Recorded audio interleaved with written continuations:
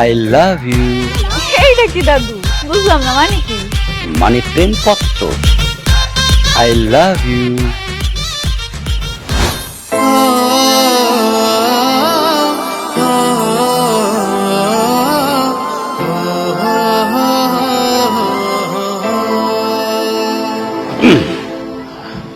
ধর দেয়। এবার বলো, চিঠিটা কাকে দিতে হবে? আরে ওই যে লাল পোশাক পরা মেয়েটা আছে, ওকে দিবি। যা। তাহলে আমি ওই মেয়েটার কাছে গিয়ে চিঠিটা দিব আর বলবো চিঠিটা তোমার দাদির জন্য, তাই তো? একটা দাদি কি রে? দাদি কি? তো দাদার বয়স কি এত বেশি হয়ে গেছে ওর দাদিকে লাগবে? ওই মেয়ে আমার ক্রাশ। যা, ওকে চিঠিটা দিয়ে বলবি তোমার জন্য চিঠি। আস্তাগফিরুল্লাহ দাদু, তুমি সব কি বলতেছো? এই মেয়ে তোমার ক্রাশ মানে? আমি বুঝলাম না, তার মানে কি চিঠিটা আমাকে দিয়ে লিখেছো এই মেয়েকে দেওয়ার জন্য? ইয়েস, যা দেয়া। রিয়েলি? ইয়েস। মানুষের বয়স হলে মানুষের ভিতরে কত পরিবর্তন আসে, তাই না? মানুষের স্মৃতিশক্তি লোপ পায়, স্মরণ শক্তি লোপ পায়। আমার দাদুর হয়তো স্মৃতিশক্তি লোপ পেয়েছে। আচ্ছা দাদু, তুমি কি একটিবারও আয়নায় নিজের চেহারা ভালো মতো দেখেছো? অবশ্যই দেখছিস কিরকম সিঁড়িপাটি করে এসছে, নিজের চেহারা আয়নায় দেখে। তুমি কি জানো তোমার বয়স কত? 71। বাহ, তাহলে তো স্মৃতিশক্তি ভালোই আছে। তারপরও তাহলে এরকম হাঁটুর বয়সী মেয়েকে প্রেমের প্রস্তাব পাঠাচ্ছ মানে? বুঝছি। দেখ, তোর সাথে এই নিয়ে তর্ক করতে করতে আমার সময় নষ্ট হবে। আমার প্রিয়ার কাছে আমি নিজেই ইতিহাস বলছি। ঠিক বৃষ্টি, জি দাদু। I love you. এইটা কি দাদু? বুঝলাম না, মানে কি? মানে প্রেমপত্র। প্লিজ। আরে এটা আমার পক্ষ থেকে না, ওই যে হ্যান্ডসাম আমার নাতির পক্ষ থেকে, সে তোমার জন্য লিখেছে। কেন দাদু, তোমার নাতি কি নিজের হাতে দিতে পারে না? পারে পারে, একটু লাজুক ছেলে তো, শরম পায়, তাই আমি দিতে আইছি। শোনো, এটা তুমি আমার কাছ থেকে লাও। মনে করো আমি আমার নাতি, আমার কাছ থেকে লাও। এমন এমন তো নিব না দাদু। তাইলে প্রেমপত্র দিতাছো, তাও আবার নাতির হইয়া। তাইলে তো নাতির মতো প্রপোজও করতে হইব তোমার। এইটা আবার কেমনে? সিনেমায় নায়কেরা যেমনে করে। ও হ্যাঁ, পাইছি। গ্রহণ করো।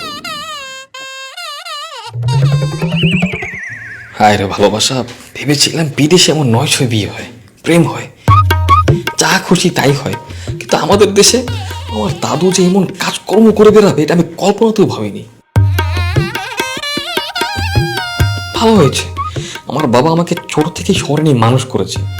ছোট থেকে যদি আমাকে এই গ্রামে রাখতো তাহলে দুষ্ট দাদু হয়তো আমাকেও খারাপ বানিয়ে ফেলতো। এখন তুমি এইটা পড়া সুন্দরভাবে মনটা রাজি করে ফেলাইবা।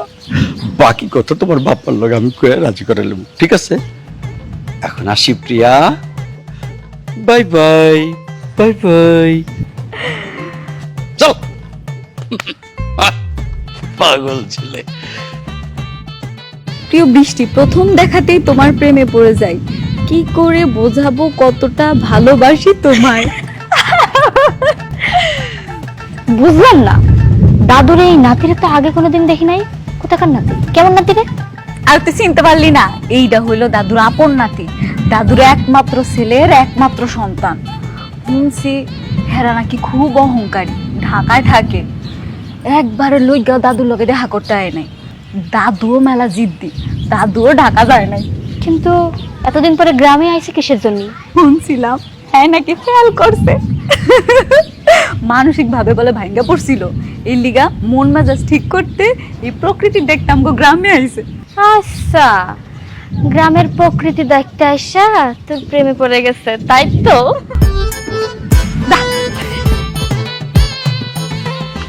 এই, কি দাদু ভাই, দেখলি তো কেমন মেয়ে পটাতে পারি আমি? কেমন দেখলি? পছন্দ হয়েছে? মেয়েটা সুন্দর না? হ্যাঁ, মেয়েটা সুন্দর আছে, হ্যাঁ। কিন্তু সেই মেয়েটা তোমার জন্য না দাদু। হ্যাঁ? দাদু, তুমি এভাবে একটা মেয়ের জীবন নষ্ট করতে পারো না। আরে দূর, আমি কোথায় জীবন নষ্ট করলাম? মেয়ে তো নিজেই রাজি। তুই আর আমি আগামীকাল গিয়ে আংটি পরিয়ে দিয়ে আসবো, তারপরে বিয়ে। না না দাদু, ভুলেও এই কাজ করা যাবে না। দাদু, তুমি কেন বুঝতে পারছো না বলো তো? মেয়েটা হয়তো গ্রামের সহজ সরল একটা মেয়ে, কোনো কিছু বুঝে না, পাগল, হয়তো মাথায় সমস্যা আছে, তাই হয়তো রাজি হয়ে গিয়েছে। কিন্তু মেয়েটার বাবা মা তোর পাগল না। তারা যদি বিষয়টা একটাবার জানতে পারে, তোমাকে আমাকে দুজনকে একসঙ্গে জুতো পেটা করবে। আরে না, মেয়ের বাপের সাথে কথা বলেছি, তারাও রাজি। তারাই তো কালকে মেয়ে দেখতে যাওয়ার কথা বলছে। শোন, তুই আর আমি কালকে গিয়ে শুভক্ষণটা কইরা এসে পড়বো। আচ্ছা দাদু, তোমার কি হয়েছে বলো তো? কাজটা কিন্তু মোটেও ঠিক হচ্ছে না। আমি মানছি তোমার একা একা লাগে, দাদি নেই, তুমি বোরিং ফিল করো, তাছাড়া আমরাও এখানে কেউ থাকি না। তোমার একাকিত্ব দূর করার প্রয়োজনীয়তা আমি অনুভব করি। তাই বলে দাদু এটা নয় যে তুমি হাঁটুর বয়সী একটা মেয়েকে বিয়ে করে সেই মেয়েটার জীবন ধ্বংস করে ফেলবে। বুঝছে, সকাল থেকে একই পেঁচাল শুরু করছিস। আচ্ছা, ঠিকই চাস না আমি একটু ভালো থাকি, সুখে থাকি? না, সেটা কেন চাইবো না, সেটা তো অবশ্যই চাই। তাহলে এক কাজ করবি, আমি যা যা করবো তুই শুধু আমার সহযোগিতা করে যাবি। আরে ভাই, মেয়ে রাজি, মেয়ের পরিবার রাজি, তুই কেন এই গল্পের মধ্যে ভিলেন সাজতে চাচ্ছিস কত আমারে? আচ্ছা ঠিক আছে, তোমার যা ইচ্ছে তাই করো, আমি তোমাকে আর কিছুই বলবো না। তোমার গল্পে আমি আর ভিলেন হচ্ছি না, তোমার গল্পে তুমি নায়ক, তুমি ভিলেন থাকো। সাবাস, এই তো আমার নাতি। এখন এক কাজ কর, ফোনটা বাইর করে তোর আব্বাকে একটা ফোন দিয়ে চলে আসতে বলে এখানে, বলবে দাদুর বিয়ে। বলো কি? না, বাবাকে তো ভুলেও বলা যাবে না। কেন, তোমার বাবা সম্পর্কে কি ধারণা নেই? ওনার রাগ কেমন তুমি জানো না? বাবা যদি একবার জানতে পারে, পুরো গ্রামে তুলকালাম কাণ্ড ঘটিয়ে ফেলবে। না না, আমি সেটা বলতে পারবো না। তার চেয়ে বরং তোমার যদি বিয়ে খুব করতে ইচ্ছা করে, তুমি করে ফেলো।